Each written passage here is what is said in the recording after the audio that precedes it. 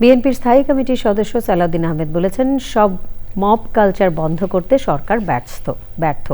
25শে December বিএনপির ভারপ্রাপ্ত chairman Tarique রহমানের দেশে ফেরা উপলক্ষে গণমাধ্যমের সম্পাদকদের সঙ্গে মতবিনিময়ে তিনি আরও বলেন, গণতন্ত্র ফিরিয়ে আনতে গণমাধ্যমকে সঠিক ভূমিকা রাখতে হবে। প্রথম আলো ও ডেইলি স্টারে হামলার নিন্দা জানিয়ে সম্পাদকরা বলেছেন, গণতন্ত্রের জন্যই গণমাধ্যমের স্বাধীনতা নিশ্চিত করতে হবে। রাহুল রায় জানাচ্ছেন, দীর্ঘ দেড় যুগের নির্বাসিত জীবনের অবসান ঘটিয়ে 25শে ডিসেম্বর লন্ডন থেকে দেশে ফিরছেন বিএনপির ভারপ্রাপ্ত চেয়ারম্যান তারেক রহমান। এ উপলক্ষে বিভিন্ন গণমাধ্যমের সম্পাদক ও গণমাধ্যম ব্যক্তিত্বদের সঙ্গে মত বিনিময়ের আয়োজন করে তারেক রহমান স্বদেশ প্রত্যাবর্তন কমিটি। দৈনিক প্রথম আলো ও ডেইলি স্টারের হামলার প্রতিবাদ জানিয়ে মবক্রেসি বন্ধে কঠোর হওয়ার কথা বলেন বিএনপি নেতারা। প্রথম আলো, ডেইলি স্টার যেভাবে জ্বালিয়ে দেওয়া হয়েছে, পুড়িয়ে দেওয়া হয়েছে, এখানে সরকারের দায়িত্ব ছিল সবচেয়ে বেশি। কারণ এরকম একটা প্রেডিকশন, একটা অনুমান ইন্টেলিজেন্স রিপোর্টে থাকে সবসময়, আমরাও জেনেছি ইন্টেলিজেন্স রিপোর্ট, কিন্তু সেটা আমলে হলো না কেন? আমরা চেয়েছিলাম ডেমোক্রেসি, কিন্তু কেন হয়ে যাবে ডেমোক্রেসি? আশাগুলোকে, প্রত্যাশাগুলোকে পরিপূরণের জন্য আমাদের একজন নেতা দরকার, সেই নেতা জনাব তারেক রহমান। তার এই প্রত্যাবর্তনকে আমরা গণতন্ত্রকে শক্তিশালী করার জন্য কাজে লাগাতে চাই, ব্যক্তিকে শক্তিশালী করার কোনো উদ্দেশ্য আমাদের এখানে নেই। অধিকার গণতান্ত্রিক সমাজ, প্রকৃত গণতান্ত্রিক সমাজ, প্রত্যেকেই কথা বলার অধিকার থাকবে, প্রত্যেকেই তার মত প্রকাশ করার অধিকার থাকবে এবং রাজনৈতিক দলগুলো তার মতামত নিয়ে জনগণের কাছে যাবে, জনগণ তাকে বাছাই করবে, সে রাষ্ট্র ক্ষমতা গ্রহণ করবেন।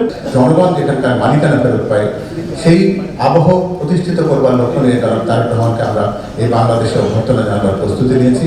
গণমাধ্যমে হামলার ঘটনায় উদ্বেগ প্রকাশ করে স্বাধীন সাংবাদিকতা নিশ্চিতের কথা বলেন সম্পাদক ও গণমাধ্যম ব্যক্তিত্বরা। ডেইলি স্টার প্রথম আলোর উপর হামলা হলো, এরপরে কি হবে কেউ জানে না। তারেক রহমান আসবেন, তারেক রহমান সেই প্রতিশ্রুতি দেবেন, সেটা আমি জানি, কিন্তু প্রশ্নটা হচ্ছে যে আমরা সবাই নিরাপদ থাকতে চাই। এখন সালাউদ্দিন ভাই, you are very friendly to be here because you are out of power. আপনি ক্ষমতায় গেলে আপনি কেমন হবেন সেটা আমরা যখন দেখব, যে আপনি একই রকম উদার, একই রকম ভাবে আপনি গ্রহণ করছেন সমালোচনা। আমাদের এই 53 বছরের রাজনীতিতে বড় বড় অভিজ্ঞতা হলো যে কোন সরকার কোন দিন তারা ক্রিটিক্যাল জার্নালিজম অ্যাকসেপ্ট করে না। যদি বিএনপি আসে, আমার ব্যক্তিগত অভিজ্ঞতা আমি এটা বলবো, বিএনপির কাছ থেকে আমরা আরো অধিক সহ্য শক্তি, আরো অধিকভাবে সমর্থন, সহ্য করা, গ্রহণ করা, মেনে নেওয়া মানে শোনা।